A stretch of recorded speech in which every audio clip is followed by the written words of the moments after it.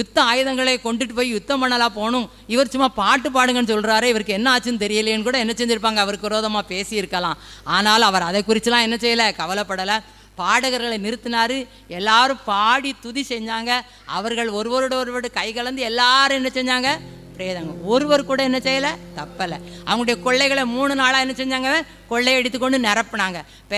பெராக்காவில் கூடி ஆண்டருக்கு சோத்திரம் பண்ணி நன்றி சொன்னாங்க.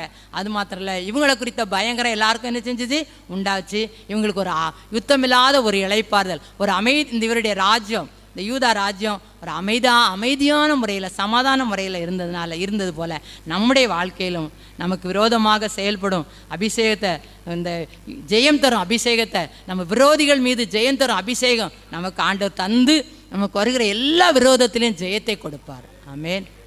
விரோதிகள் மீது ஜெயம் தரும் அபிஷேகம் நமக்கு செயல்படும். இந்த வார்த்தையின்படி